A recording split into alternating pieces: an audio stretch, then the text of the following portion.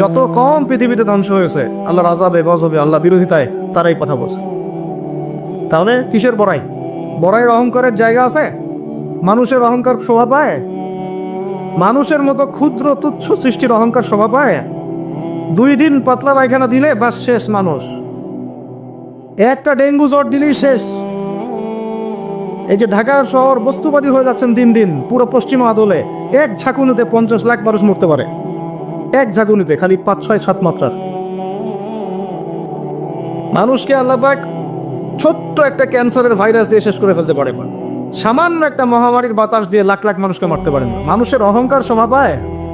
কোন মানুষ নামাজ পড়ে না চিন্তা করেছেন? যে মানুষের হৃদস্পন্দন, শ্বাস আল্লাহ নিয়ন্ত্রণ করছেন, একটু শ্বাসকষ্ট হলেই হাসপাস উড়ে যায়।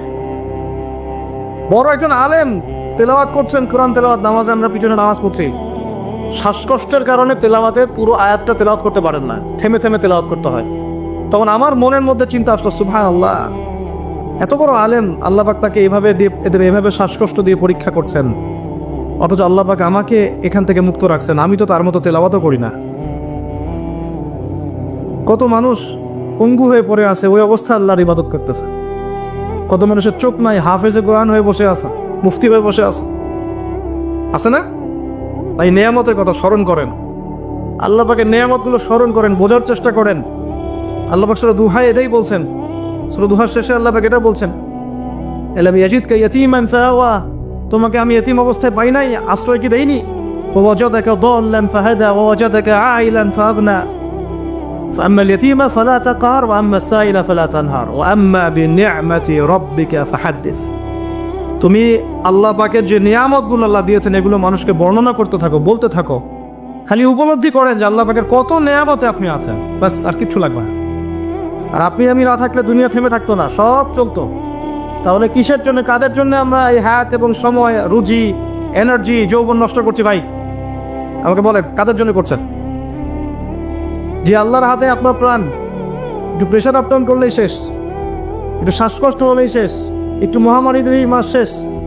সেই মানুষ নামাজ পড়ে না, সেই মানুষ যাকাত দেয় না, সেই মানুষ বলছে যে পর্দা এই যুগে চলে না, ওই যুগে চলতো। সেই মানুষ মুসলমানদেরকে বলছে এরা এখন মৌলবাদী হয়ে যাচ্ছে। সেই মানুষের সারাদিন কাজ প্রোপাগান্ডা হচ্ছে, ইসলামের বিরুদ্ধাচরণ করা, প্রিন্ট মিডিয়া দিয়ে, ইলেকট্রনিক মিডিয়া দিয়ে, ইত্যাদি ইত্যাদি। কোন মানুষের? যেই মানুষের এতটুকু ক্ষমতা নাই যে নিজে আগামীকালের খবর নেবে, নিজে আগামীকালের খবর নেবে, এইটুকু ক্ষমতা যে মানুষের নাই, সেই মানুষ আজকে এই কাজ করে বেড়াচ্ছে। আল্লাহ পাক আমাদের স্বর্গে কথাগুলো বোঝার তৌফিক দান। আল্লাহ পাক সর্বপ্রথম আমাকে জানা অনুযায়ী আমল করার তৌফিক দান করেন, যা বলি তার উপর আমল করার তৌফিক দান করেন, এবং আপনাদের সবাইকে শোনা অনুযায়ী আমল করার তৌফিক দান করেন। আমি বলছিলাম কায়েম আর দাওয়া এক জিনিস নয়। আমি দাওয়া দিচ্ছি, ইসলামের কথা বলছি, দাওয়াতের ক্ষেত্রে এই বিষয়গুলো খেয়াল রাখবেন। কেন একটা সমাজের মধ্যে সুদের প্রসার বাড়বে? কেন বাড়বে? কেন একটা সমাজের মধ্যে, মুসলিম সমাজে খ্রিস্টান মিশনারিরা অবাধে দাওয়াতি কাজ করবে এবং দলে দলে মানুষকে খ্রিস্টান বানাবে? কেন? আর কেন মুসলমানদের ঈমান এত দুর্বল হবে যে তারা এইভাবে সামান্য একটা চাকরি বা ক্ষমতা, টাকার জন্য, বাড়ির জন্য ঈমান বিক্রি করে দিবে? দেশের, বিশ্বের খবর রাখার চেষ্টা করেন, আনাচে কানাচে এগুলো ছড়িয়ে যাচ্ছে। আগে ছিল যে নিউট্রালাইজেশনের কথা বলছিলাম না, আগে ছিল যে মানুষ হারাম খাইতে দ্বিধাবোধ করতো, যে মানুষ জেনে ফেললে কি বলবে, ছিচি করবে। এখন ঘরে ঘরে সুদ, ঘরে ঘরে। ওয়াল্লাহি আমরা সবাই এখন মায়ের সাথে জেনা করি। নবী সাল্লাল্লাহু আলাইহি ওয়াসাল্লাম বলেছেন, সুদের পাপের 70 শাখা, তার সবচেয়ে নিচের শাখা মায়ের সাথে জেনা করা। আপনি করেন না? আপনার ওয়াইফ দেখেন সমিতিতে টাকা দিচ্ছে, সুদের টাকা। একজন স্ত্রী স্বামী খোঁজার সময় চিন্তা করে দেখে কে টাকা পয়সার দিক থেকে বেশি স্বাবলম্বী, সে হারাম খাক হালাল খাক পরোয়া করতে চায় না। এখনকার অনেক গার্ডিয়ান, পিতামাতা দেখতে চায় না বাচ্চাটা আমার চাকরি করবে কোথায়, হালালে না হারামে, পরোয়া করতে চায় না। করলেই হইল, ওকে নাকি প্রতিষ্ঠিত হতে হবে। ব্যবসায়ী মানুষ ব্যবসা করার সময় খুব খেয়াল রাখছেন না আমি হালাল পণ্যের করছি না হারাম পণ্যের করছি, মাপে কম দিচ্ছি কিনা, সিন্ডিকেট যে আমি করছি এই যে 1 লক্ষ 2 লক্ষ 3 লক্ষ ডিম রিজার্ভ করে রেখে দিলাম, প্রত্যেকটার দাম 1 টাকা করে বেড়ে গেল, 3 লক্ষ ডিমের মধ্যে 3 লাখ টাকা এক্সট্রা লাভ করলো, পুরো রিজিকটাই হারাম। পুরো রিজিকটা কি? হ্যাঁ, মানুষ এগুলো ভাবেও না এখন যে রিজিকও একটা ব্যাপার, যে আমার হালাল রিজিক ছাড়া ইবাদত কবুল হবে না, দোয়াও কবুল হবে না। ওর হারাম রিজিক নিয়ে সে বছর বছর হজমরা করতেছে। আর আবু বকর সিদ্দিক রাদিয়াল্লাহু আনহুর সামনে খাবার আসলো, তিনি তাড়াহুড়ার মধ্যে ছিলেন, খাবারটা খেয়ে ফেললেন। এরপর মনে হলো যে খাবারটা খেলাম, জিজ্ঞাসা করা দরকার ছিল খাবারটা কোত্থেকে আসলো। ভৃত্যকে ডেকে বলছেন খাবার কোত্থেকে নিয়ে আসলো। সেই ভৃত্য বলছে যে আমি জাহেলি যুগে গণকের কাজ করতাম। কিসের কাজ? ও যে হাত দেখে টাকা নেন, টিয়া পাখি দিয়ে ভাগ্য পরীক্ষা করে, আন্টি টান্টি বিক্রি করে, আচ্ছা নাই? ওখানে গেলেই শিখ, গেলে কি লা ইলাহা ইল্লাল্লাহ কেটে গেল, আবার আপনাকে মুসলমান হতে হবে। এত সহজ না। আল্লাহ পাক তার নবীকে ওয়াদা করেছেন, একদম ওয়াদা, হে মুহাম্মদ সাল্লাল্লাহু আলাইহি ওয়াসাল্লাম, তোমার উম্মতের যে কোনো ব্যক্তি আসমান জমিন সমান পাপ নিয়েও যদি আমার সামনে দাঁড়ায়, 7 আকাশের সমান পাপ, জমিনের সমান পাপ আমার সামনে দাঁড়িয়েছে কিয়ামতের মাঠে, তো বেচারার আমলনামায় কোনো শিরকের পাপ নাই। কিসের পাপ নাই? আমি আল্লাহ তার সামনে আসমান জমিন সমান ক্ষমা নিয়ে হাজির হব। ওইটা কেটে গেল কোথায়? খালি গিয়ে বললেন যে দেখেন তো আমার হাতটা একটু দেখে দেন তো, কয়টা মেয়ে আছে আমার লাইফে, কয়টা বিয়ে হবে। ও আবার এই পাশে দাগগুলো দেখে, দেখে বলে যে 2টা। ঠিক আছে, কিন্তু সারা জীবনে আপনি 2টা বিয়ে করতে পারলেন না, করার দরকার নাই, করার দরকার নাই, একটা নিয়ে থাকেন। কেন দরকার নাই? সবাই সবকিছু করতে পারবে না, সবাই সবকিছু করতে পারবে না, বিধান সবার জন্য প্রযোজ্য হয় না। যার ক্ষমতা, যার সামর্থ্য আছে, যে ব্যালেন্স করতে পারে, তার ব্যাপারটা ডিফারেন্ট। সবাই সবকিছু পারবে, তো শিরক কেটে গেলে এভাবে। এরকম অনেক কাজ আছে। আপনি বলছেন যে মায়ের কসম, কিসের কসম? শিরক হয়ে গেল। কসম কার নামে করতে হবে? বলতে হবে আল্লাহর কসম। কসম যদি করতেই হয় কার নামে করতে হবে? আল্লাহর নয়। এ বললাম যে ভাই কেমন আছেন, তা আপনি বলছেন যে আপনার দোয়াতেই ভালো আছে, আপনার দোয়াতেই ভালো আছে। আগে কি বলতে হবে? আলহামদুলিল্লাহ, আল্লাহর রহমতে, অতঃপর আপনাদের দোয়ায় ভালো আছে। কথা বলাও শিখতে হবে। বললেন যে আগামীকাল আমি এটা করবই, আগামীকাল আমি এটা করবই, গ্যারান্টি দিতে পারবেন? পারবেন না। বলে ফেললেন যে এই সময়গুলো এখন ভালো না, সময়টা ভালো না, এটা যুগকে আপনি গালি দিলেন, এটাও নিষেধ, এটাও নিষেধ। অনেকে অনেক সময় শিরকি নামও পর্যন্ত রাখলে। একজনের নাম শুনেছিলাম শাহিন শাহ, কি নাম? আচ্ছা, এরকম নামে কেউ আছেন নাকি? আচ্ছা, বাতের। এর অর্থ হচ্ছে রাজাধিরাজ, রাজার সবচেয়ে বড় রাজা, মানে সবচেয়ে বড় রাজা। কে সবচেয়ে বড় বাচ্চা? সূক্ষ্ম সূক্ষ্ম অনেক শিরক আছে, বড় বড় শিরক আপনারা চিনেনি। এদিকে বলছে ইহদিনাস সিরাতাল মুস্তাকিম, সরি, ইয়াকা না'বুদু ওয়া ইয়াকা নাস্তাঈন, হে আল্লাহ শুধু আপনারই ইবাদত করি, আপনার কাছেই সাহায্য চাই। বের হই কবরে গিয়ে সেজদা করবা, ওখানে মৃত মানুষের কাছে সাহায্য আছে। সেজদা কার জন্যে? সেজদা কি আল্লাহ ছাড়া অন্য কাউকে করা যাবে? সাহাবীরা কি আল্লাহ নবীকে সেজদা করেছিলেন? তাহলে আপনারা কত বড় মানুষ হয়ে গেছে? আমরা কি তাদের চেয়ে বড় হয়ে গেছি? আরো জরুরি। এইভাবে মানুষ শিরক করছে। তারপরে জবাই কুরবানি কার জন্য করতে হয়? তো মানুষ তো অনেক সময় দেখা যায় যে জীবিত মানুষ মৃত মানুষের জন্য কুরবানি করছে। এখন গ্রামে গ্রামে ছড়িয়ে পড়তেছে কবিরাজি, তান্ত্রিক, কবিরাজ, বান মারা, টোনা, এগুলা। যে করবে সেও মুশরিক, যে ওখানে গিয়ে ধন্না দেয় সেও মুশরিক। হ্যাঁ, যে করবে সে তো মুশরিক হয়ে গেছেই। আর যে গিয়ে ধন্না দিচ্ছে যে আপনি আমাকে এগুলা থেকে বাঁচান, এবং সে জিনের সাহায্য নিয়ে বিভিন্নভাবে এই কাজগুলো করে দিচ্ছে, সমস্যা, ইমান কেটে গেল। কি করতে পারবেন? কোরআন এবং হাদিস থেকে চিকিৎসা করতে পারবেন, কোরআন সুন্নাহ থেকে চিকিৎসা করতে পারবেন। এগুলো বলা ঠিক না বা পাবলিকলি বলা উচিত না, এগুলো আমাদের বিরুদ্ধেও করে মানুষ। হ্যাঁ, আমাদের বিরুদ্ধেও মানুষ এগুলো করে, মনে করে আমরা এগুলো বুঝবো না, বা আমাদের এইসব দোয়া কালাম জানা নাই, বা আল্লাহ পাক আমাদেরকে হেফাজত করবেন না, এমনটা মনে করে। আরে সমস্ত কাফেরকে যদি এক পাল্লা রাখা হয়, আল্লাহ পাকের সূরা ফাতিহাকে এক পাল্লা রাখা হয়, তুই পারবা নাকি? তো অযথা এসব পরিশ্রম করো কেন? বরং কোরআন সুন্নাহ দিয়ে আল্লাহর কাছে এমন চিকিৎসা নেওয়া যায়, যেই চিকিৎসা ও তো অতিক্রম করতে পারবেই না, বরং করতে গেলে ও নিজে ধ্বংস হয়ে যাবে। কোরআনের উপর যেতে পারবে? এগুলো দিন দিন বাড়তেছে। আমি আপনাদেরকে কিছু চিকিৎসা বলে দিই, এগুলো আমল করেন, ইনশাআল্লাহ আল্লাহ পাক আপনাদেরকে হেফাজত করবেন ইনশাআল্লাহ। 1 নাম্বার তো নামাজ তো অবশ্যই পড়বেন, পবিত্র থাকবেন অজু অবস্থায়। 3 নাম্বার আয়াতুল কুরসি পড়বেন, আয়াতুল কুরসি। কোন সূরা আছে এটা? সূরা বাকারার 255 নম্বর আয়াত, আয়াতুল কুরসি। আর পড়বেন সূরা বাকারার শেষের 3 আয়াত, সূরা বাকারার শেষের 3 আয়াত। এর আগে সূরা ফাতিহা আছে, তারপরে পড়বেন সূরা ফালাক, নাস, ইখলাস, কাফিরুন। সূরা ফালাক, নাস, ইখলাস, কাফিরুন। পড়বেন সূরা জিনের প্রথম 10 আয়াত। কোন সূরা? সূরা জিনের প্রথম 10 আয়াত।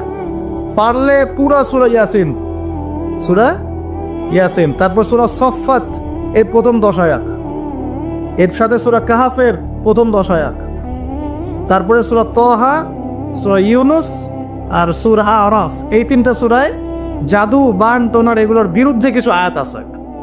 যেমন قالوا يا موسى إما أن تلقي وإما أن نكون أول من ألقى قال بل ألقوا فإذا حبالهم وعصيهم يخيل إليه من سحرهم أنها تسعى فأوجس في نفسه خيفة موسى قلنا لا تخف إنك أنت الأعلى وألق ما يمينك تلقف ما صنعوا إنما صنعوا كيد ساحر ولا يفلح الساحر حيث أتى।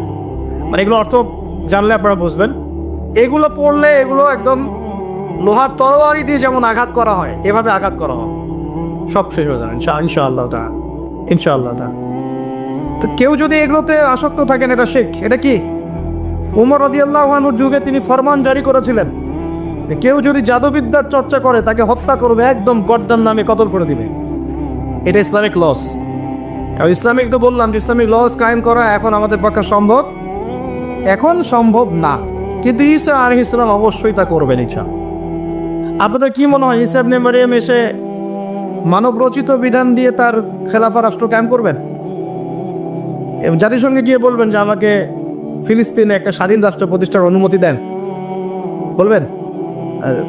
ডলার দিয়ে কেনাবেচা করবেন, তাই মনে হয় আপনাদের? ইলেকট্রনিক মানি দিয়ে, ক্যাশলেস সোসাইটি দিয়ে, এগুলো যা করার আছে করে নেন। করতে করতে যখন ক্ষান্ত হবেন, আল্লাহ পাক তখন ঈসা ইবনে মারইয়ামকে পাঠাবে ইনশাআল্লাহ। পৃথিবীর সমস্ত জুলুম উঠে যাবে ইনশাআল্লাহ। কোনো মাজলুমের অধিকার আর খর্বিত হবে না, প্রত্যেক মাজলুম তার অধিকার ফিরে পাবে ইনশাআল্লাহ। একটা ফিলিস্তিনের বাচ্চার রক্তের প্রতিশোধ আমরা নিব ইনশাআল্লাহ। একটা বোনের ইজ্জতের বদলা আমরা নিব ইনশাআল্লাহ। একটা ভাই যাদেরকে অন্যায়ভাবে হত্যা করা হয়েছে, এদের রক্তের বদলা আমরা নিবই নিব ইনশাআল্লাহ। আমরা বেঁচে না থাকলে আমার সন্তান নিবে ইনশাআল্লাহ, ও বেঁচে না থাকলে তার সন্তান নিবে ইনশাআল্লাহ। আমরা কিছু ভুলি নাই, ভুলে যাবও না ইনশাআল্লাহ। এই দুনিয়া ততদিন পর্যন্ত ফানা হবে না যতদিন এই দৃশ্য বিশ্ববাসী না দেখছে ইনশাআল্লাহ। তোমাদের যা করার আছে করো, যা ইচ্ছা করতে থাকো। এখন বিশ্বের মুসলমানদের রক্তের হোলি খেলায় মেতেছে এরা, যেখানে মুসলমান সেখানেই নির্যাতন, চায়নায় নির্যাতন, ওইখানে ইয়াতে কি বলবো, ওটা কি সিরিয়াতে নির্যাতন, তারপর ইয়েমেনে নির্যাতন, ফিলিস্তিনে নির্যাতন, ইরাকে করে গেল, হ্যাঁ, তারপরে যে লেবাননে করে, জর্ডানে করতেছে, আরব কান্ট্রিগুলোর মধ্যে, আফ্রিকার কান্ট্রিগুলো, যে কোনো জায়গাতে তাকান দেখুন খালি মুসলমানদের উপর নির্যাতন আর নির্যাতন চলতেছে। এর জন্য শুধু ওরা দায়ী নয়, এর জন্য আমরাও দায়ী। কেন নির্যাতন আসবে না? কেন আল্লাহর গজব আসবে না? কারণ নবী সাল্লাল্লাহু আলাইহি ওয়াসাল্লাম বলেই গিয়েছিলেন যে শেষ জামানায় কাফের মুশরিকরা তোমাদেরকে এমনভাবে আঁকড়ে ধরবে, ঘিরে ধরবে, যেন দস্তরখানায় সবাই খাবার খেতে বসেছে। মানে আমরা সবাই দস্তরখানায় খাবার খেতে বসে যেমন করে বসি একসাথে, ওই যুগে বলছিলেন ইয়া রাসূলুল্লাহ সাল্লাল্লাহু আলাইহি ওয়াসাল্লাম, আমরা কি ওই সময় সংখ্যায় কম হব? অবাক হয়েছিলেন তারা, কারণ ওই সময় তো ইসলামের বিজয়ের যুগ। আমাদের এইরকম অবস্থা হবে যেখানে আমরা 313 মিলে 1000 বদরে ঠেকাই দেই, 700 মিলে উহুদের 3000 ঠেকাই দেই, মোতাব যুদ্ধে আমরা কত 3000 নিয়ে 2 লাখকে ঠেকাই দেই। ওই মুসলমানদের এই অবস্থা হবে? সাহাবীরা বলছিলেন অবাক হয়ে। তখন নবীজি বলছেন, হ্যাঁ তোমাদের অবস্থা ওইরকম হবে। তোমরা সংখ্যায় হবা সমুদ্রের ফেনার মতো। সমুদ্রের, দেখতে পাচ্ছেন এখন খালি নাম কেউ আসতে মুসলিম বাড়তেই আছে। সমুদ্রের ফেনার মতো, কিন্তু 2টা জিনিস তোমাদেরকে পেয়ে বসবে। এই 2টার কারণে এই পরিণতি তোমাদের হবে। এক নম্বর হচ্ছে তোমাদের মধ্যে দুনিয়ার মহব্বত তোমাদেরকে পেয়ে বসবে, আর একটা আল ওয়াহান তোমাদেরকে ধরে ফেলবে। সাহাবীরা বলছে ওয়াহান কি? নবীজি বলছে তোমরা আল্লাহর পথে জীবন দিতে চাইবে না, এই ভয়, আল্লাহর পথে জীবন দেওয়ার ভয় তোমাদেরকে পেয়ে বসবে। এই 2টা যখন তোমাদেরকে পেয়ে বসবে, তখন এই কাফের, মুশরিক, মুনাফিক যারা যারা আছে সবাই মিলে তোমাদেরকে একটা কচু কাটা করে ফেলবে। হয় না এখন এটা? শুধু এই যুগে না, প্রত্যেক যুগে যুগে যখনই মুসলমানদের উপরে এই 2টা এসেছে, তখনই মুসলমানরা আক্রমণের শিকার হয়েছে। কখনো তাতারিদের হাতে, ওই যে চেঙ্গিস খানের বংশধর মনে আছে, মঙ্গলরা, ওরা এসে মুসলমানদেরকে একদম কেটে ফেলে দিয়েছিল। কতদিন? 40 দিনের মধ্যে বাগদাদে ওরা মনে হয় প্রায় 10 থেকে 15 লক্ষ মানুষকে হত্যা করেছে, ওই তাতারিরা মুসলমানদেরকে, আব্বাসীয়দের সময়। এরকম হিস্ট্রি অনেক আছে। তারপরে যখন এই ফাতেমি সাম্রাজ্য চলছিল, তখন ক্রুসেডাররা এসে মুসলমানদেরকে হত্যা করেছে। তারপরে আবার করেছে জেঙ্গিদের সময়, আইয়ুবিদের সময়, এমনকি মোগল সাম্রাজ্য। এর আগেও যখন দুনিয়া পৃথিবী ওখান ঢুকে গিয়েছিল, তখন দেখা গেছে যে মুসলমানদের মধ্যেই মারামারি চলতেছে। হ্যাঁ, ওখান থেকে গিয়ে কর্ডোবা ইসলামী খেলাফত হয়েছে। এগুলো হিস্ট্রি পড়বেন, ইতিহাস নিয়ে ইনশাল্লাহ আরেকদিন কথা হবে। আমার নিয়ত আছে আপনাদেরকে হিস্ট্রি শোনানোর, একদম আদম আলাইহিস সালাম থেকে শুরু করে এই পর্যন্ত যা যা হয়েছে ইসলামের ইতিহাসে, একটা একটা করে ধারাবাহিক পর্ব আকারে আসবে ইনশাআল্লাহ। এতে করে খুব অল্প সময়, হয়তো 10 মিনিটের মাদ্রাসা এমন হতে পারে, 10 থেকে 15 মিনিটের মাদ্রাসা, এর মধ্যেই একটা একটা করে পর্বে একটা একটা করে হিস্ট্রি আসবে ইনশাআল্লাহ। যদিও খুব টাফ এই কাজটা করা, এবং এটার জন্য অনেক ইনভেস্টমেন্টের দরকার, আল্লাহ পাক যেন সহজ করে দেন। আমি তো মূল কথাটা আমি বলছি যে যখন আমরা এভাবে দুনিয়া প্রেমে ঢুকে গিয়েছি এবং আল্লাহর পথ থেকে সরে আসছি, মার খেতে হয়েছে। এখন আমাকে বলেন তো দেখি, আমরা কি আমাদের অবস্থার উন্নতি চাই না? এতক্ষণ যা বুঝালাম, এতে কি বুঝতে পারলেন যে দিন এখন শুধু একটা নিভু নিভু বাতির মতো জ্বলছে? গুটি কয়েক মানুষের মধ্যে হক সীমাবদ্ধ হয়ে যাচ্ছে। প্রবলেমগুলো কি আপনারা ফাইন্ড আউট করতে পারেন? প্রবলেমগুলো দেখেন, সারা বিশ্বে ইসলামিক কোনো খেলাফত আছে? ইসলামের কোনো ঐক্য আছে? একজন আমিরুল মুমিনিন আছে? একটা জামা আছে? একটা ইমারা আছে? আমাদের কি অর্থনৈতিক শক্তি আছে? ভিত্তিটা নাই। পুরো বিশ্বের রাজনৈতিক ক্ষমতাকে আমরা নিয়ন্ত্রণ করি না। পুরো বিশ্বের মিডিয়াগুলো কি আমাদের? এমনকি যেগুলোতে রেকর্ড করছেন, যে ফোন আপনার হাতে, সেটাও তাদের। এটাও কাদের? তাদের। পুরো বিশ্বের যে ফিলোসফিক্যাল থটসগুলো আছে, দর্শন, এই দর্শনগুলো আমাদের চলছে না ওদের চলছে? সব পশ্চিমা দর্শন চলছে না? এই যে নাস্তিকতা, কাদের দর্শন? আমাদের। এই যে সেকুলার কনসেপ্ট, কাদের দর্শন? আমাদের দর্শন। এই যে সো কল্ড ডেমোক্রেসি, কাদের দর্শন? আমাদের। এই যে ন্যাশনালিজমে আমরা ঘুরছি, সবাই জাতি চিন্তা করি, মানে ওই ইয়েমেনে একটা মুসলমান মরলে আমার লাগে না। কেন লাগে না? ও তো ইয়েমেনি, আমি তো বাংলাদেশি। ফিলিস্তিনে একটা ভাইকে মারলে আমার খুব একটা লাগতেছে না। কেন? ও তো ফিলিস্তিনি, আমি তো বাংলাদেশি। এই যে গোত্র বিভাজনটা আমরা করেছি ন্যাশনালিজমের মাধ্যমে, এতে করে ইউনিটিটা নষ্ট হয়ে গেছে।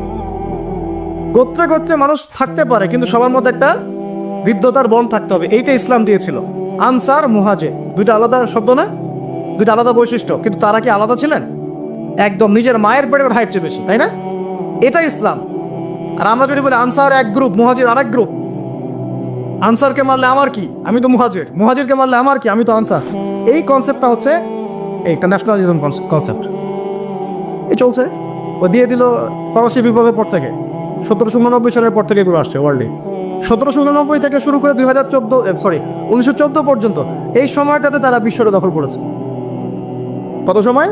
1789 থেকে 1914, এই যে সময়টুকু, এর মধ্যেই পশ্চিমারা বিশ্বটাকে দখল করেছে। আবার নতুন করে কোন কোন জায়গা দখল করেছে? প্রথমে পলিটিক্স, প্রথম জায়গাটা কি পলিটিক্স, তারপরে সামরিক শক্তি, ওদের মানে এক্সট্রাঅর্ডিনারি সামরিক শক্তি তারা বিশ্বকে দেখিয়েছে। আপনি যত কথা বলেন একদম পারমাণবিক বোম রেখে দিব তাক করে, আর বেটা তুই কথা বলতে পারবি না, এরকম একটা অবস্থা। বিশ্বাস করেন ব্যাপারটা এরকম। পুরো জাতি নিয়ে আপনি একটা ঐক্যবদ্ধ শক্তি করতে চান, একটা মিসাইল, পারমাণবিক মিসাইল এরকম রেখে দিবে, এই বাড়াবাড়ি করো না বেশি, একদম দিব লঞ্চ করে, বাস আপনি চুপ, একদম চুপ। কারণ ওইটা প্রতিহত করার তো আমার কাছে ওই নাই, ক্ষেপণাস্ত্র প্রতিরক্ষা সিস্টেম তো নাই। এখন আমি যদি বলি, আমার কথা কি মন খারাপ করবেন? আমি যদি বলি যে বিগত 50 বছরে আমাদের দেশ স্বাধীন হয়েছে কবে বলেন? 71, এখন কত? 23, কত বছর বলেন? আমরা কি একটাও ক্ষেপণাস্ত্র তৈরি করতে পারলাম না? এই বিশ্বে এই ধরনের প্রযুক্তি ছাড়া কেউ টিকে থাকতে পারে? এটা কি ঢাল তলোয়ারের যুগ যে ওরা এগুলো বানাবে আর আমরা ঢাল তলোয়ার নিয়ে বসে থাকবো? কি করলাম আমরা বলেন? আপনারা তো রাগ করেন কথা বললে, রাগ না করে একটু ভালো করে মন দিয়ে শুনেন না, মন দিয়ে চিন্তা করেন না। কি করলাম আমরা এতদিনে? আমাদের 50টা ক্ষেপণাস্ত্র থাকার কথা ছিল, আমাদের 50টা পারমাণবিক অস্ত্র থাকার কথা ছিল। কিসের ভিত্তিতে আমরা লড়াই করব? কিসের ভিত্তিতে আমরা লড়াই করব? মিয়ানমার যদি আমাদেরকে কালকে চাপ দেওয়া শুরু করে, আমরা কিসের ভিত্তিতে লড়াই করব? কি নিয়ে লড়াই করব? এমনকি পুরো মুসলিম বিশ্বের বড় বড় পরাশক্তিগুলোর সাথে আমাদের সম্পর্ক কতটুকু ভালো। ইরান বুঝে ফেলতেছে যে রাশিয়ার সহযোগিতার দরকার আছে, কারণ রাশিয়া হচ্ছে এখনকার আমেরিকাদের বিরুদ্ধে একটা সুপার পাওয়ার, তাই না? অনেক কান্ট্রি এখন ওদের সাথে যুদ্ধ করতে গেলে রাশিয়ার সাথে বন্ডিং করে। এটা ওয়ার্ল্ড অ্যাফেয়ার্স। আমরা বিগত 50 বছরে কি করতে পারি না, ব্যর্থতার ইতিহাস রচনা করা যাবে। কি বলতেছেন আপনি? কি বলতে চান? এটা রচনা করা যাবে একটা ইতিহাস। পদে পদে দুর্নীতি করেছে, পদে পদে টাকা আত্মসাৎ হয়েছে, পদে পদে হক নষ্ট করা হয়েছে। এগুলো সব আমাদের সম্পদ ছিল, জনগণের ছিল। আমি কোনো পলিটিক্যাল পার্টি করি না, কখনো করিও নাই, আমার করারও কোনো শখ নাই। কিন্তু একজন জনগণ হিসেবে, সাধারণ জনগণ হিসেবে এই কথাগুলো বলছি। প্রত্যেক পদে পদে দুর্নীতি, টাকা আত্মসাৎ, সিস্টেম লস। কেন? একটা ছেলে যোগ্যতা আছে, চাকরি পাবে না কেন? ওই ছেলের যোগ্যতা আছে, কেন চাকরি পাবে না? আপনি আল্লাহর কাছে কি জবাব দিবেন? আপনারা বলেন, আপনারা আল্লাহর কাছে কি জবাব দিবেন? ওর যোগ্যতা আছে, কেন সে পেল না? কেন একটা গভর্নমেন্ট প্রতিষ্ঠানের মধ্যে পদে পদে আমাকে ফাইল ট্রান্সফার করতে হবে, সবাইকে টাকা খাওয়াতে হবে কেন? আমার তো যোগ্যতা আছে, আমি তো হকের উপর আছি। বিসিএস তো কোচিং আমিও করেছি, আমি তো ক্যাডার হতে পারতাম, আমি কেন হতে পারলাম না? কেন চান্স দিলেন না? কেন বড় বড় পরীক্ষা প্রশ্ন ফাঁস হয়ে যাবে? কেন একজন ডক্টর যাকে আমরা আমাদের ট্যাক্সের টাকা দিয়ে আমাদের ভাইরা বেতন দিচ্ছে, ও কেন দেরি করে হসপিটালে আসবে? কেন আসবে?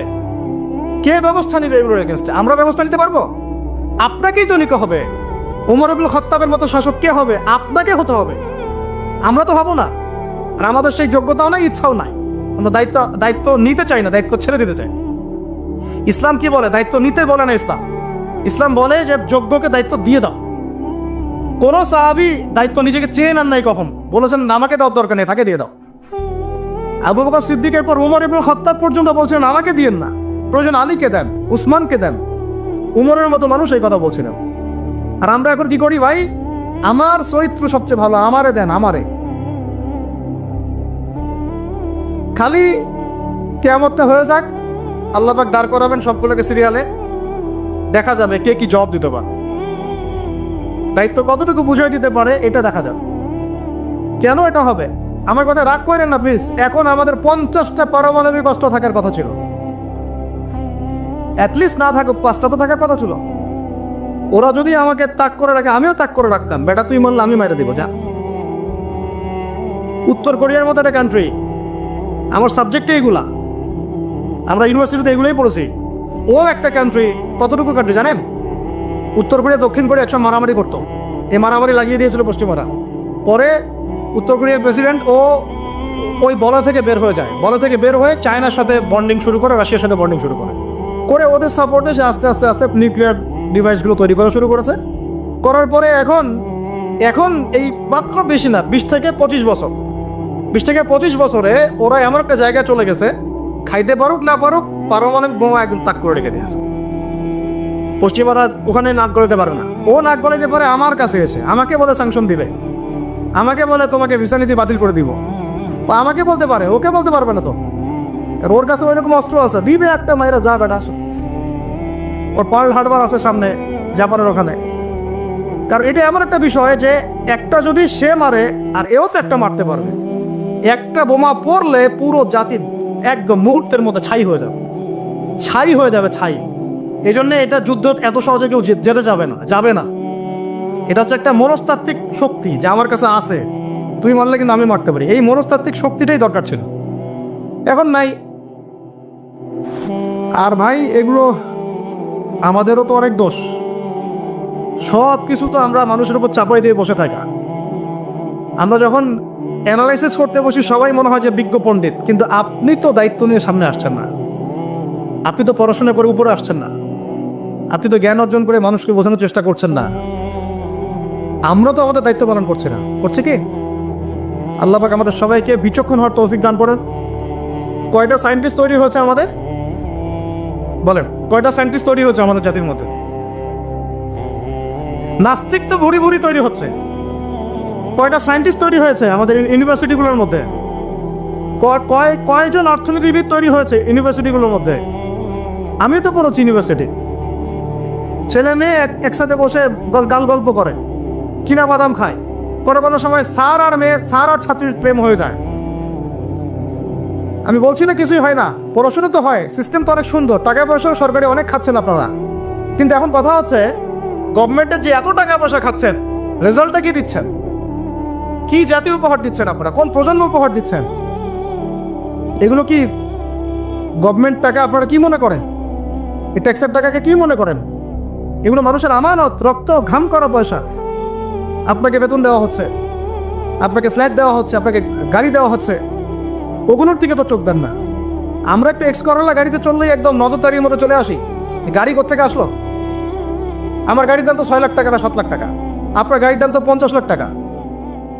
আর এগুলো আমাদেরকে মানুষ ভালোবেসে হাতিয়ে দিয়েছে। আপনাকে ভালোবেসে না দিলে আমি কি করতে পারি? আমার কিছু করার আছে? তো মূল জায়গাগুলো তো আমরা দেখি না।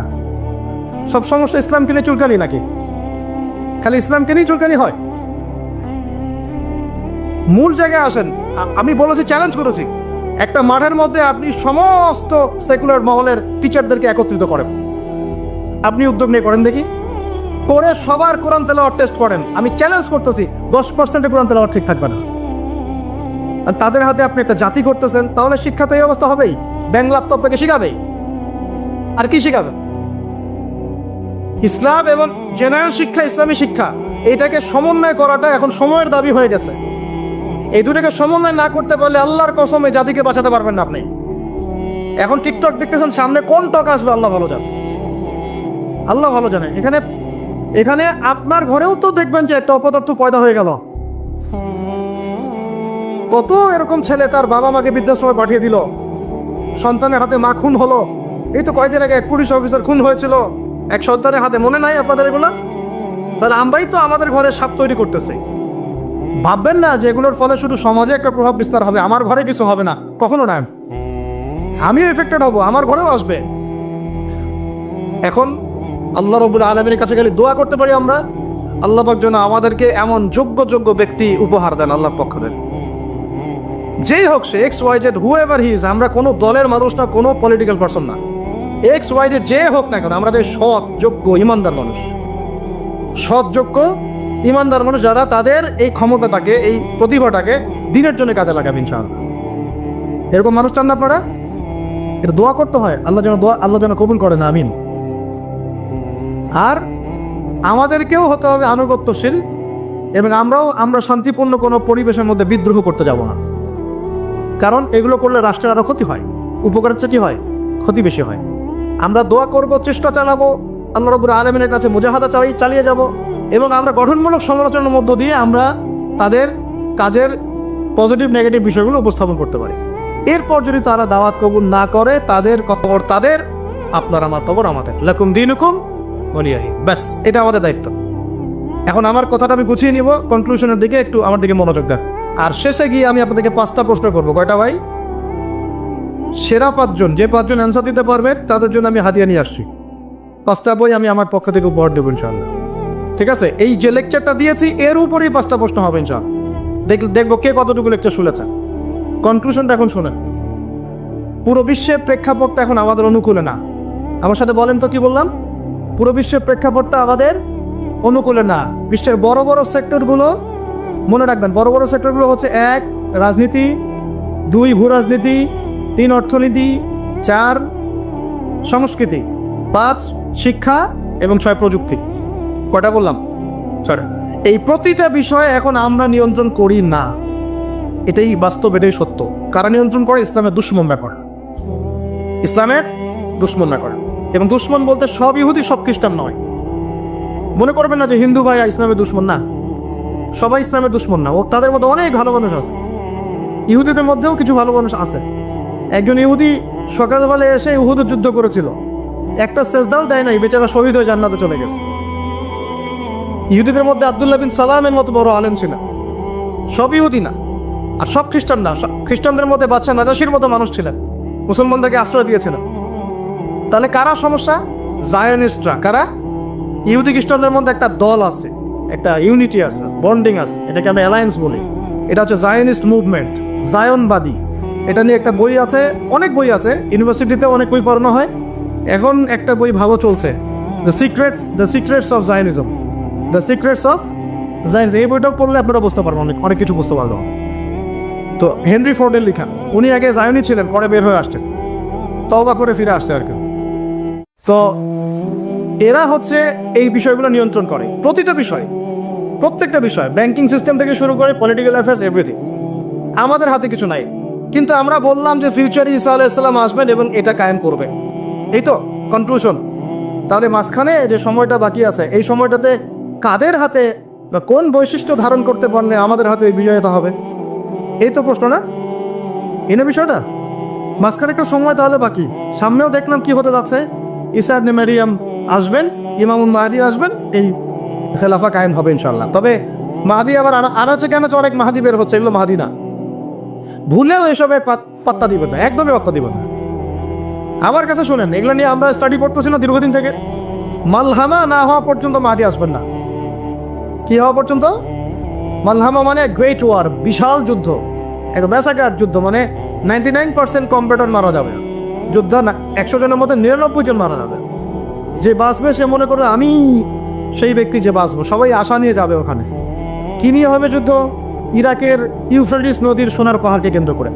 ইরাকের ইউফ্রেটিস নদীর, ফোরাত নদীর সোনার পাহাড়কে কেন্দ্র করে। আর বললাম যে হোলি ল্যান্ড তারা চায়, ওই নীলনদ থেকে ফোরাত, এই পুরোটাই হোলি ল্যান্ড। নীলনদ থেকে ফোরাত পুরোটাই হোলি ল্যান্ড, ওরা পুরোটাই দখল করতে চাচ্ছে। ওরা শুধু গাজা চায় না। লাস্ট 100 বছর থেকে ওরা এই মিশনে হাঁটতে হাঁটতে হাঁটতে মোটামুটি এখন 70-80% জায়গায় কিন্তু দখল করে ফেলেছে। ফেলে নাই? ওইটা আরেকটা ইস্যু, ইনশাল্লাহ প্যালেস্টাইনে আরেকদিন কথা হবে। এখন মূল কথায় আসেন। তাহলে আমরা ফিউচারটাও জানি, বর্তমানটাও বুঝতে পারছি। এখন এইসব মাহাদিদের পিছনে ছুটবেন না। মাহাদি আসবেন, যখন আসবেন আমরা চিনতে পারবো ইনশাল্লাহ। তবে আমার মনে হয় যদি ওই সময় এইসব মিডিয়াগুলো থাকে আর এরকম কিছু মুনাফেক আহলুন নেসাত থাকে, তারা ইমাম মাহাদিকেও সন্ত্রাসী বলে দিবে। আমার তাই মনে হয়। আল্লাহ মাফ করুক।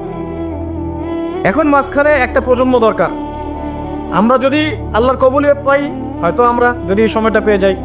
যদি আমরা না পাই, আমাদের ফিউচার জেনারেশন, যদি তারা না পায়, তাদের ফিউচার জেনারেশন, এইভাবে হয়তো চলতে থাকবে। কখন সেই প্রজন্ম আসবে আর কোন বৈশিষ্ট্য তাদের থাকবে, এর আগে আমি জাস্ট আপনাদেরকে 2টা আয়াত শোনাচ্ছি। 1, আল্লাহ পাক বলছেন ইন তানসুরুল্লাহ ইয়ানসুরকুম, সূরা মুহাম্মাদে আছে, তোমরা যদি আল্লাহকে সাহায্য করো আল্লাহ তোমাদেরকে সাহায্য করবে। আমার সাথে বলেন, তোমরা যদি আল্লাহকে সাহায্য করো আল্লাহ তোমাদেরকে সাহায্য করবে। মানে আল্লাহর কি সাহায্যের দরকার আছে? তোমরা আল্লাহকে সাহায্য করো বলতে তোমরা যদি আল্লাহর দ্বীনকে সাহায্য করো, তোমরা যদি আল্লাহর দ্বীনকে সাহায্য করো, আল্লাহ তোমাদেরকে সাহায্য করবেন। ওই উসাব্বিত আকদামাকুম, তোমাদের পা আল্লাহ পাক শক্ত করে দিবেন ইনশাআল্লাহ। একটা। 2 নাম্বার, ইন্নাল্লাহ লা ইউগাইয়িরু মা বিকওমিন হাত্তা ইউগাইয়িরু মা বিআনফুসিহিম। আল্লাহ পাক কোনো কওমের, কোনো জাতির অবস্থা ততক্ষণ পর্যন্ত পরিবর্তন করেন না, সংশোধন করেন না, যতক্ষণ তারা নিজেরাই নিজেদের অবস্থা পরিবর্তনের চেষ্টা না করে। আয়াত তো পরিষ্কার। এখন তৈরন আবাবিল আসবে না, এসে ইসরায়েলে হামলা করবে না, পাথর নিক্ষেপ করবে না, এটা সেই যুগ না। এটা আবরাহার যুগ না যে হস্তি বাহিনীকে ধ্বংস করার জন্যে তৈরন আবাবিল আসবে, এটা সেই যুগ নয়। এখন আবাবিল আপনাকেই হতে হবে, আমাকেই হতে হবে। কথা কি বুঝতে পারছেন? এটা নিজেদের তাকদীর, নিজেদের ভাগ্য, নিজেদের মানে ভবিষ্যৎ আল্লাহর উপর তাওয়াক্কুল করে তার হুকুম মেনে আমাদেরকে করতে হবে ইনশাআল্লাহ। তার কোন কোন বৈশিষ্ট্য লাগবে একটু খালি বলে শেষ করে দিই। 1, এমন প্রজন্ম চাই যেই প্রজন্ম 5 ওয়াক্ত নামাজ পড়ে। রাজি আছে কিনা ইনশাআল্লাহ? জোরে বলেন, আল্লাহ সাক্ষী থাকুন আমি। এমন প্রজন্ম চাই যেই প্রজন্মের প্রত্যেকটা মুসলিম পরিবারের 100% নামাজি মাসান। এটা না হওয়া পর্যন্ত বড় বড় বয়ান করেও কোনো লাভ নাই। 1, ঠিক আছে ভাই? রাজি আছি তো ইনশাআল্লাহ? আজকের পর থেকে নামাজ ছাড়বো? আল্লাহ পাক আমাদেরকে নামাজ সত্য করে ধরার তৌফিক দান করে। আর নামাজটা ভালো করে শিখে নেবেন, ধীর স্থিরভাবে পড়বেন, তাড়াহুড়া করবেন না, ঠিক আছে? 3G 4G না, শান্তভাবে পড়বেন। 2, আমরা এমন প্রজন্ম চাই যেই প্রজন্মের 100% মুসলমান কোরআন তেলাওয়াত করতে পারে। রাজি আছি কিনা ইনশাআল্লাহ? আগামী বছর ওয়াজ করতে আসার আগেই আপনাদের সবার কোরআন তেলাওয়াত সহি চাই ইনশাআল্লাহ। রাজি আছেন ইনশাআল্লাহ? আল্লাহকে কথা দেন, রাজি আছেন? অবশ্যই অবশ্যই কোরআন তেলাওয়াত শিখতেই হবে। যেমনে পারেন, যেভাবে পারেন, যত টাকা লাগুক, যার কাছে যেতে হয় হোক, যত দূরে সফর করতে হয় হোক। আপনার দায়িত্ব এটা, আমার দায়িত্ব না, হুজুরের দায়িত্ব না, এটা আপনার দায়িত্ব। আপনি কিভাবে শিখবেন আপনার ফিকির। 3 নাম্বার, আমরা এমন প্রজন্ম চাই যেই প্রজন্ম ভিতরে বাহিরে সুন্নতের অনুসারী। রাজি আছি ইনশাআল্লাহ? সবার চেহারা দাঁড়িয়ে থাকবে ইনশাআল্লাহ, সবার সুন্নতি লেবাস থাকবে ইনশাআল্লাহ, সুন্নতের আমল থাকবে ইনশাআল্লাহ। সুন্নতের জিন্দেগি বই পাওয়া যায়, কিনবেন, প্রত্যেকটা কাজের সুন্নত দেখে নেবেন, ঠিক আছে ভাই? প্রত্যেকটা কাজের সুন্নত আমল করার চেষ্টা করবো, আল্লাহ পাক তৌফিক দান করুন, আমিন। শেষ করে দিচ্ছি, মনোযোগ ধরে রাখেন, আর 5 মিনিট। 4 নাম্বার, এমন প্রজন্ম চাই যেই প্রজন্ম কোশ্চিনকালেও হারাম খাবে না। রাজি আছি ইনশাআল্লাহ? হারাম খাবো, সুদ খাবো, ঘুষ খাবো, দুর্নীতি করবো, মানুষের সম্পদ আত্মসাৎ করবো, অন্যায়ভাবে আমরা মানুষকে ঠকাবো? আল্লাহ পাক আমাদেরকে বোঝার তৌফিক দান করুন, আমিন। 5, এমন পরিবার চাই যেই পরিবার হবে পুরোপুরি ইসলামিক পরিবার। রাজি আছেন ইনশাআল্লাহ? আল্লাহ কবুল করুন, আমিন। এই জায়গাতে গিয়ে আপনাদেরকে একটা নসিহত করি যুবকদেরকে, বেশিরভাগই তো অবিবাহিত নাকি? কি দুঃখ, কি কষ্ট। একটা কাজ করবেন, আগে একটা ছোটখাটো হালাল রিজিকের ব্যবস্থা করবেন, তারপরে বিয়ে শাদী। হালাল রিজিকের ব্যবস্থা না কইরা বিয়ে শাদী করতে যায় না, নিজের মান সম্মান গায়রত বলে কিছু থাকবেন, ঠিক আছে ভাই? আর ওই যে বলছি, ভুলেও বেদিন কোনো মেয়েকে বিয়ে করতে যায় না। দিনদার মেয়ে খুঁজবেন, আর দিনদার মেয়ে তো বাইরে সার্টিফিকেট লেবাস দেখে বোঝা যাবে না আসলে। এটা আপনাকে খোঁজখবর নিতে হবে, দেখতে হবে তার পরিবার কেমন, ব্যাকগ্রাউন্ড কেমন, মা কেমন, ইত্যাদি ইত্যাদি, তার কোয়ালিফিকেশন কেমন, এবং পাত্রী দেখেও নেবেন। পাশাপাশি আল্লাহর কাছে দোয়া করতে হবে বেশি করে। কি করতে হবে? স্ত্রী খাদিজার মতো হতে পারে, আবার নূহ আলাইহিস সালামের স্ত্রীর মতো হতে পারে। বুঝেন পার্থক্য? বুঝেন? খাদিজা রাদিয়াল্লাহু আনহা মানে কি? এমন একজন মহিয়সী নারী যে একজন মহাপুরুষের পিছনে সাপোর্ট দিচ্ছে। সুবহানাল্লাহ, কি সাপোর্টটা দিয়েছেন দেন নাই নবী সাল্লাল্লাহু আলাইহি ওয়াসাল্লামকে পুরো নবুয়তের জীবনে। এটাও হতে পারে তাকদিরে। আবার নূহ আলাইহিস সালামের স্ত্রী, মনে আছে? লূত আলাইহিস সালামের স্ত্রী, তারা দুজন নবী, তারা দুজন জান্নাতি, তাদের স্ত্রীরা হবে জাহান্নামী। বলেন নাউজুবিল্লাহ। তারপরেও আল্লাহ পাক এত বড় নিশ্চয়তা দেওয়ার পরেও উম্মতে মুহাম্মাদের মধ্যে 73 দল হবে, যার 72 দল জাহান্নামে যাবে। আমি কি বুঝাতে পারছি? এত বড় রহমত দেওয়ার পরেও উম্মতে মুহাম্মাদির 73 দল হবে, যার মধ্যে 72টা দলই জাহান্নামে যাবে, একটা জান্নাতে যাবে। মা আনা আলাইহি ওয়া আসহাবি, যারা নবী সাল্লাল্লাহু আলাইহি ওয়াসাল্লাম এবং সাহাবীদের আদর্শের উপরে থাকবে ইনশাআল্লাহ তাআলা। আর ইসলামের নামে যারা দলাদলি করেছে তারা সবাই এই আয়াত দিয়ে দলিল পেশ করছে।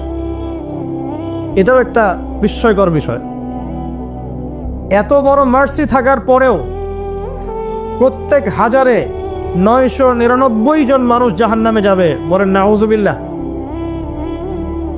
আর সূরা আরাফের 179 নম্বর আয়াতে আল্লাহ পাক আরো বলেছেন, ওয়ালাকাদ যারানা লিজাহান্নামা কাসীরাম মিনাল জিন্নি ওয়াল ইনস, আমি প্রচুর জিন আর মানুষকে দিয়ে জাহান্নাম পূর্ণ করব, প্রত্যেক হাজারে 999 জনকে দিয়ে।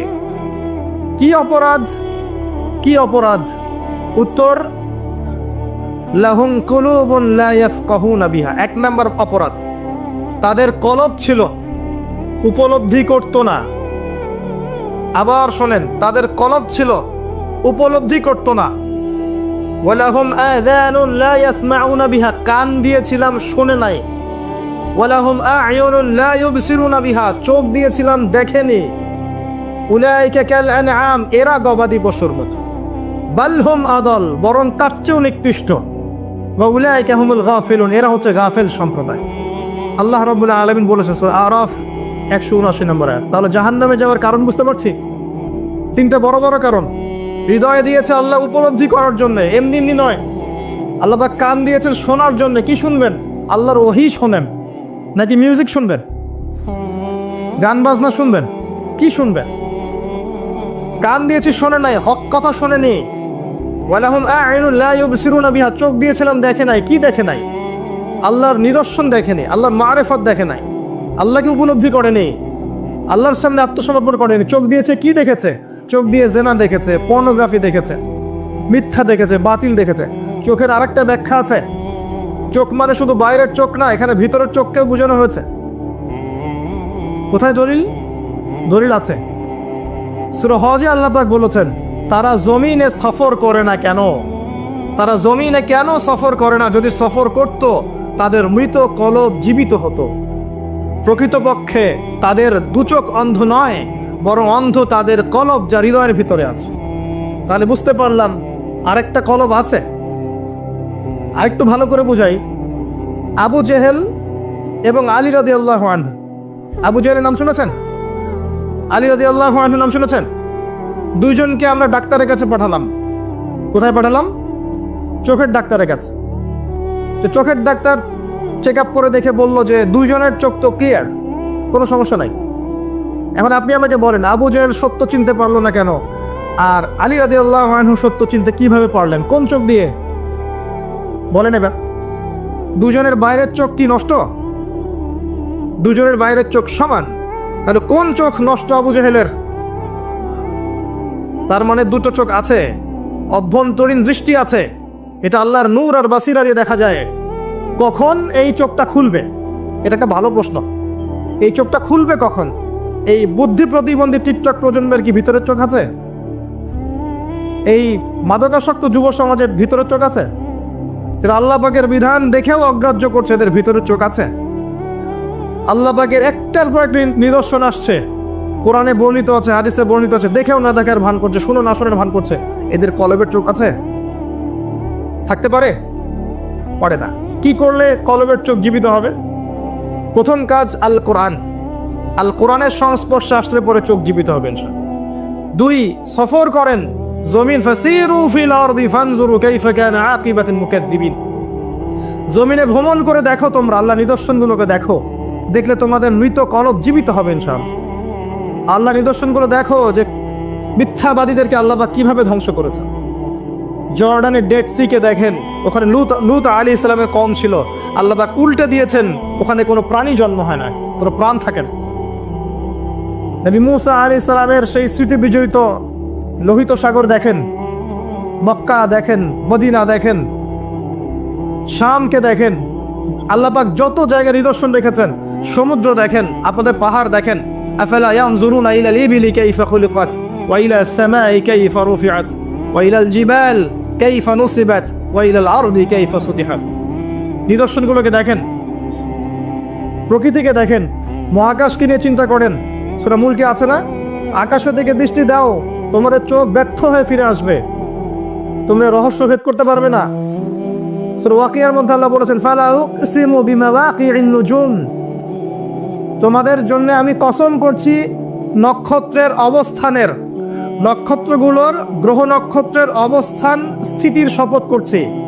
ওয়াইন্নাহু লাকাসামুন লাউ তা'লামুন আযীম, আর এটা একটা বিশাল কসম যদি তোমরা জানতে। একটা জাররা পরিমাণ যদি অবস্থানে পার্থক্য ঘটে যায় মহাবিশ্ব ধ্বংস হয়ে যাবে। আল্লাহ পাক এগুলো দেখতে বলেছেন, তারপরে কলব জীবিত হবে ইনশাআল্লাহ।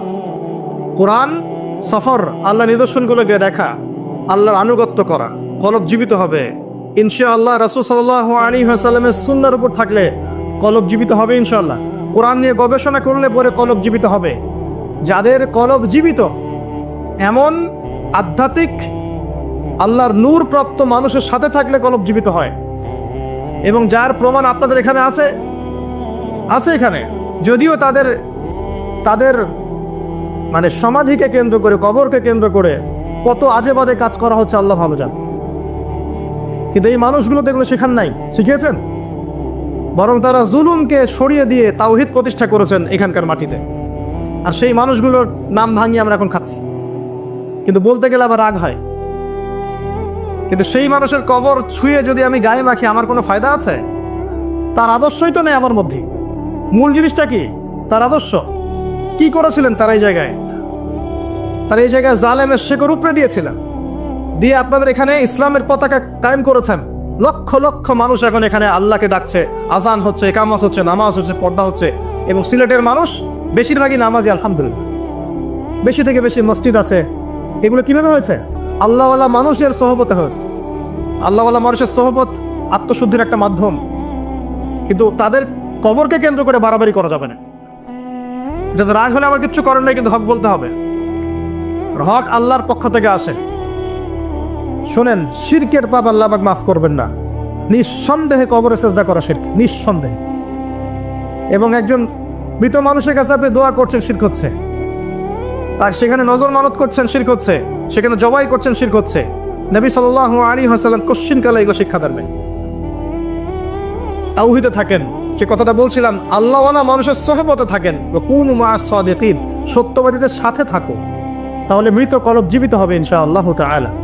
আর কিছু জীবিত হয়, পরকালকে বেশি বেশি স্মরণ করেন। মৃত্যুবরণ করতে হবে। আজকে আমার চারপাশে অনেক মানুষ আছে, আপনার বাবা মা, ভাই বোন, আত্মীয় স্বজন ইত্যাদি, মৌতের পরে 40 দিন, 100 দিন, 1 বছর, এভরিবডি উইল ফরগেট ইউ। সবাই আপনাকে ভুলে যান। ইউ উইল বি ফরগটেন, আপনি ভুলে যাবেন। হয়তো বছরে একটা দিনও আপনার সন্তান গিয়ে আপনার কবর জিয়ারত করবে কিনা সন্দেহ আছে। এটাই বাস্তবতা, নির্মম বাস্তবতা। আল্লাহ থেকে এসেছি, আল্লাহ ফিরে যাব, একাই, কেউ নাই সাথে। এই মৌতের ফিকিরটা কলবটাকে জীবিত করবে ইনশাআল্লাহ, নরম করবে ইনশাআল্লাহ। দেখবেন দুনিয়া আপনার কাছে ভালো লাগবে না, দুনিয়ার বিষয়গুলো প্রয়োজন মনে হবে, জাস্ট প্রয়োজন। আমার প্রয়োজন আছে চাকরির, প্রয়োজন করছেন। আপনার প্রয়োজন আছে খাবার দাবার, প্রয়োজন আছে স্ত্রী সন্তান, আপনার প্রয়োজন আছে একটা জব, কিছু একটা। দুনিয়াটা আপনার প্রয়োজন, প্রয়োজন শেষ আপনি আল্লাহর হয়ে যান। আল্লাহর হওয়া এত সহজ নয়। আল্লাহর হতে হলে শুধু আল্লাহর জন্যই সব কাজ করতে হয়। ইন্না সলাতি ওয়া নুসুকি ওয়া মাহইয়ায়া ওয়া মামাতি লিল্লাহি রাব্বিল আলামিন, তখন গিয়ে আপনি আল্লাহকে পাবেন। আমার কথা ভালো করে শোনেন, যদি আপনি মানুষকে সন্তুষ্ট করতে যান এবং মানুষের কাছে কিছু পাওয়ার আশা করেন, আপনি কষ্ট পাবেন। বিশ্বাস হচ্ছে না? মানুষের কাছে এক্সপেকটেশন বেশি রাখেন, আপনি কষ্ট পাবেন। আপনি আল্লাহর কাছে আশা করেন, কষ্ট পাবেন না। আপনি সমস্ত কাজ আল্লাহকে সন্তুষ্ট করার জন্য করেন, আপনি কষ্ট পাবেন না। আর যদি আপনি মানুষের কাছে প্রতিদান আশা করেন, কষ্ট পাবেন। তাহলে সমাধান, যার যার হক তাকে দিয়ে দেন, যার যার হক তাকে পরিপূর্ণ মাত্রায় দিয়ে দেন। নিজের হক আল্লাহর কাছে চেয়ে নেন, ইনশাল্লাহ আপনি সুখে থাকবেন। যত দিন যাবে এই কথাটার বাস্তবতা আপনারা ফিল করবেন, কারণ এখন শেষ জামানা। এখন বন্ধনগুলো ভেঙে যাবে, পারিবারিক বন্ধন, আত্মীয়র বন্ধন, প্রতিবেশীর বন্ধন, কাঠামো ভেঙে পড়বে। দেখছেন না কি হচ্ছে? পরিবেশ, ভাই ভাইকে হত্যা করছে, সন্তান বাবাকে হত্যা করছে, ডিভোর্স বাড়ছে, জেনা বাড়ছে, পরকীয়া বাড়ছে। কি হচ্ছে না? যত দিন যাবে এগুলো বাড়তে থাকবে।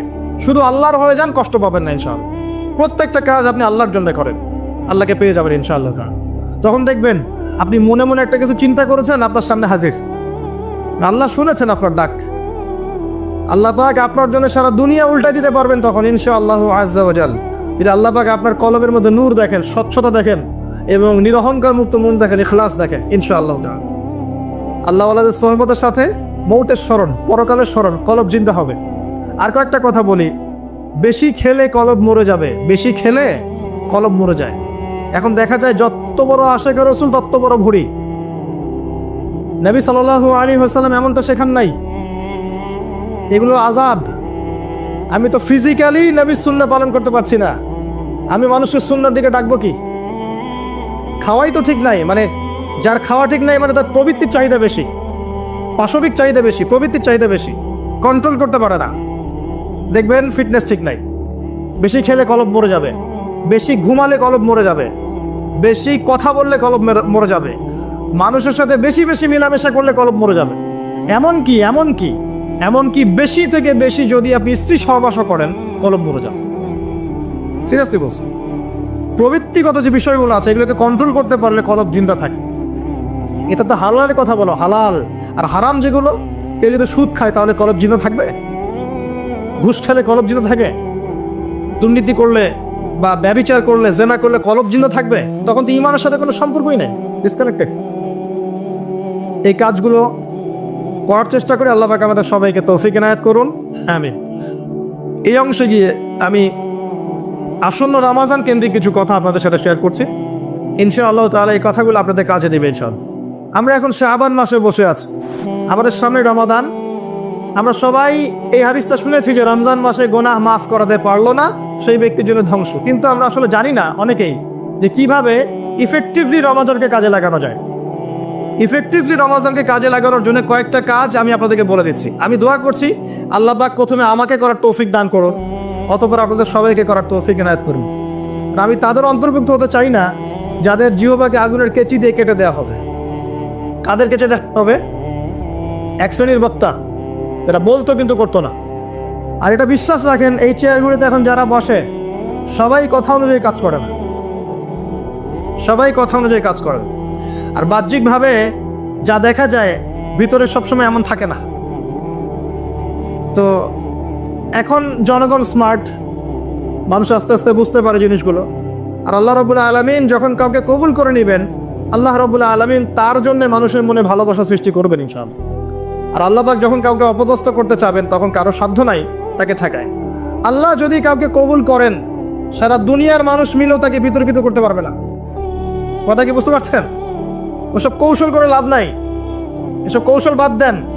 আল্লাহ যদি কাউকে কবুল করেন তাহলে সারা দুনিয়ার মানুষের ক্ষমতা নাই তার চুল পরিমাণ ক্ষতি করে। আর পরকালের জীবনের সফলতাই চূড়ান্ত। যদি আমি আপনি পুলসিরাত পার হতে না পারি, কেউ সফল নই। যেই হন আপনি, যদি আপনি, আমি আর আমি যেই হই না কেন, আমরা যেই হই না কেন, যদি পরকালে পুলসিরাত পার হতে না পারি, কেউ সফল নই। আর এমন একজন ব্যক্তি যার নামও জানি না, মানুষ তাকে চেনেও না, পরকালে আমার আগে চলে গেছে পুলসিরাত পার হয়, এই ব্যক্তি সফল। এটাই হচ্ছে পরকালের বাস্তবতা। দুনিয়ার জীবন তুচ্ছ, কিচ্ছু না। এখানে সফলতা ব্যর্থতা চূড়ান্ত মানদণ্ড হবে না, পরকাল হবে ইনশাআল্লাহ। তাই সবাই পরকালের বান্দা হওয়ার চেষ্টা করি, আল্লাহ পাক তৌফিক দান করুন। যার যার হক তাকে তাকে দিয়ে দেন। মধ্যমপন্থী থাকেন, চরমপন্থী হয় না, শৈথিলতাবাদী হয় না। চরমপন্থী হয় না যে ইসলামের নামে এমন কিছু পড়েন না যেটা সন্ত্রাস ছড়াবে, যেটা মানুষের ক্ষতি করবে, যেটা অমুসলিমদের ক্ষতি করবে, ইসলামের রেপুটেশন খারাপ করবে, এমন কিছু করতে যায়। একই সাথে এত শৈথিলতাবাদীও হয় না যে খালি লা ইলাহা ইল্লাল্লাহ পড়েছে বাস জান্নাত, এখন আমি ঘুষ খাই, সুদ খাই, জেনা করি, ব্যভিচার করি, যা হচ্ছে তাই করি, এমনটা করতে যায় না। মধ্যমপন্থী থাকেন, ফরজ ওয়াজিব সুন্নাত মুস্তাহাব আমল করেন, সাধ্যমতো জ্ঞান চর্চা করেন, আমল করেন, পারিবারিক আদর্শ ঠিক করার চেষ্টা করেন, হালাল খান, আল্লাহকে যে ক্ষমা চান, আল্লাহ সাধ্য অনুযায়ী চেষ্টা করছি, বাকি যেটা পারছি না আল্লাহ মাফ করে দিও। কারণ এখন এই যুগে আমি স্যারেন্ডার করছি, এই যুগে 100% ইসলাম পালন করা সম্ভব না, ইল্লা মাশাআল্লাহ। আমরা এমন একটা সময় বাস করছি যখন 100% ইসলাম পালন করা মোটেই সম্ভব না, সো ভেরি ডিফিকাল্ট। ইল্লা মাশাআল্লাহ, ইল্লা মাশাআল্লাহ। কেউ বুকে হাত দিয়ে বলতে পারবে না এখন এই যুগে যে আমি 100% ইসলাম ফলো করি, পারবে? কার ক্ষমতা আছে বলুক দেখি? আমি ভাবছেন আমি দাড়ি ডুবিয়ে রেখে, পাগড়ি টাগড়ি রেখে একাকার করে ফেলেছি? আমি নিজেও সুদ খাচ্ছি ইনডাইরেক্টলি, সবাই সুদের সাথে সম্পৃক্ত আছে আমরা মোটামুটি, ঘুরিয়ে ফিরিয়ে হোক। ডানে বামে হোক, অথবা খাই বা দেই বা সাক্ষী থাকি বা লিখে রাখি। এক্সাম্পল দিয়েছিলাম, মনে করেন আমি একটা ফ্ল্যাটে ভাড়া থাকি, আমার ভাড়ার টাকা থেকে ফ্ল্যাটের মালিক ব্যাংকের লোন শোধ করে, আমি পরোক্ষভাবে সুদের সাথে জড়িত। এটা সেই যুগ। তো এই যুগে ওইটা বলার অবকাশ নাই যে আমি একদম 100% পিওর এবং পরিশুদ্ধ পারফেক্ট, না, এটা কেউ বলতে পারবে না। আর আমরা যারা এখানে বসছি, আমরা এমন কিছু হয়ে যাইনি যে আমরা একদম জাতির কাণ্ডারি হয়ে যাব। হ্যাঁ, আমরা এমন কিছু হয়ে যাইনি এখনো যে আমরা পুরো জাতির দায়িত্ব নিয়ে ফেলতে পারবো, জি না। অতএব আমাদের উচিত আত্মশুদ্ধি অর্জন করা এবং নিজেদের ভুলগুলো আগে রিকগনাইজ করা, আইডেন্টিফাই করা যে আমাদের কোন কোন জায়গায় ল্যাকিংস আছে, এরপরে এটা সলিউশনে আসে। আমরা অনেক পিছিয়ে আছি, এখনো অনেক পিছিয়ে আছে। আল্লাহ পাক আমরা যদি দায়িত্ব পালন করি, ইনশাআল্লাহ আল্লাহ পাক আমাদেরকে শক্তিশালী করবেন। এটা আল্লাহ পাকের সুন্নাহ। ইন তানসুরুল্লাহ ইয়ানসুরকুম, তোমরা আল্লাহর দ্বীনকে সাহায্য করো, আল্লাহ তোমাদেরকে সাহায্য করবে। ওয়া ইউসাব্বিত আকদামাকুম, এবং তোমাদের পা আল্লাহ পাক সুদৃঢ় করবেন। যদি না করো, ওয়া ইন তাতাওয়াল্লাও, তোমরা যদি মুখ ফিরিয়ে নাও, ইয়াস্তাবদিল কওমান গায়রাকুম, আল্লাহ পাক অন্য কওমকে হেদায়েত দিয়ে এই জায়গায় নিয়ে আসবে। আমাদের কোনো প্রয়োজন নেই, আল্লাহ পাক আসে না। রমজানে এই কয়েকটা কাজ বেশি বেশি করার চেষ্টা করে। 1 নাম্বার, প্রথম কাজ 5 ওয়াক্ত সালাত জামাতে পড়ার চেষ্টা করেন। পারা যাবে ইনশাআল্লাহ? খুব কঠিন কিছু বললাম ভাই? তার আগে একটা কাজ বলি, তারও আগে সেহরি করতে উঠেছেন, এমনভাবে খাবেন না যেটা এটা আপনার জীবনের শেষ খাওয়া। এমনভাবে খাবেন না আল্লাহর রাস্তায়। এই জায়গায় আপনি খাওয়া নিয়ন্ত্রণ করতে না পারলে প্রবৃত্তিকে নিয়ন্ত্রণ করতে পারবেন না। এটা দরজা, প্রবৃত্তি নষ্ট হওয়ার দরজা হচ্ছে এই পেট, মুখ আর পেট। যে পেটের দাস, সে প্রবৃত্তিকে নিয়ন্ত্রণ করতে পারবে না। রমজান কি জন্যে আল্লাহ পাক না খেয়ে থাকতে বলছেন? কেন? যাতে আপনি তাকওয়া অবলম্বন করতে পারেন, নফসটাকে কন্ট্রোল করতে পারেন। কথা কি বুঝতে পারছেন? পানি খাবো না কেন? পানি তো হালাল। নফসটা কন্ট্রোল করা, না আমি করব না, এটা আপনাকে প্রশিক্ষণ দেওয়া হচ্ছে। আত্মার নিয়ন্ত্রণের প্রশিক্ষণ দেওয়া হয় রমজান মাসে। এটাই তো তাকওয়া। তাকওয়া মানে কি? এই যে একটা মরুভূমি মনে করেন, বা সমুদ্রের বিচ মনে করেন, কক্সবাজার সমুদ্রের বিচ, এখানে অনেকগুলো কাঁচের টুকরো রাখা আছে, কাঁচের টুকরো ফেলে দেওয়া আছে। আপনি হেঁটে হেঁটে যাচ্ছেন, পা ফেলছেন, টিপে পা ফেলছেন, এখানে একটা, ওখানে একটা, ওখানে একটা। এটা তাকওয়া। এইভাবে চলার নাম তাকওয়া। এটা এক্সাম্পল। সেহরি এত বেশি খায়েন না যেটা মনে হয় আপনার জীবনে লাস্ট খাওয়া, এমনটা খায়েন না। এরপরে 5 ওয়াক্ত নামাজ চেষ্টা করেন জামাতে পড়ার জন্য। যদি জামাত মিস হয়ে যায়, নামাজ ছেড়ে দিবেন না, বাসায় পড়বেন। যদি দেখেন ঘুমিয়ে গেছেন, ঘুম থেকে উঠলে নামাজ পড়বেন। যদি দেখেন ভুলে গেছেন, যখনই মনে হবে তখনই পড়বেন, নামাজ ছাড়বেন না। পারা যাবে ইনশাআল্লাহ? যুব সমাজকে বলবো, যাই করো তোমরা যা কিছুই করো না কারো, 5 ওয়াক্ত নামাজ ছেড়ো না। 5 ওয়াক্ত নামাজ তোমাদেরকে যে কোনো পাপ থেকে ফিরিয়ে নিয়ে আসবে ইনশাআল্লাহ। এই যুবকদের মাঝে অনেক যুবক আছে এখনো বসে এই পৃথিবীতে, যাদের মধ্য থেকে আল্লাহ পাক দিনের বড় বড় খাদেম বের করবেন ইনশাআল্লাহ। কাদেরকে বের করবেন? যাদের অন্তরে আল্লাহ পাক স্বচ্ছতা দেখবেন, পবিত্রতা দেখবেন, এদেরকে বের করবেন। এমন অনেক মানুষ ছিল যারা মিউজিক করতো, ছেড়ে দিয়ে ইসলামের খেদমত করছে। এমন অনেক মানুষ ছিল যারা জেনা করেছে, পরে ফিরে এসে আল্লাহর দিনে দায়ী হয়েছে। এমন অনেক মানুষ আছে যারা বড় বড় কবিরা গুনাহ করেছে, পরে তওবা করে ফিরে এসে আল্লাহর দিনের খেদমত করছে, আছে না? এই মানুষগুলোকে আল্লাহ পাক হেদায়েত দিলেন কেন? উত্তর, তাদের কলবটা ছিল পরিচ্ছন্ন, সৎ অন্তর ছিল, আল্লাহর ভয় ছিল মনের মধ্যে। আল্লাহর ভয় থাকে, ফিরে আসবে ইনশাআল্লাহ। আমরা দোয়া করি আল্লাহ পাক তাদেরকে ফিরিয়ে দেখ। আমি শুধু তাই নয়, এখন ইসলামের যারা প্রকাশ্য শত্রু, তাদের মধ্য থেকেও আল্লাহ পাক ওমর এবং হামজা রাদিয়াল্লাহু আনহুর মতো মানুষ বের করতে পারেন। জানেন, ওমর রাদিয়াল্লাহু আনহু তরবারি নিয়ে বের হয়ে যাননি, তাকে আল্লাহ পাক দ্বিতীয় খলিফা বানাননি। তার মনটা ছিল পরিচ্ছন্ন, আল্লাহ পাক কবুল করেছেন। 5 ওয়াক্ত সালাত পড়ার চেষ্টা করেন জামাতের সাথে, আল্লাহ পাক তৌফিক দান করুন। একইভাবে ইফতার যখন করবেন, তখন এমনভাবে খাবেন না এটা শেষ খাওয়া। গোগ্রাসে খাবেন না, 10টা 20টা 30টা আইটেম করার দরকার নাই। যতটুকু হলে আপনার ইবাদত করার শক্তি চলে আসে, এনাফ।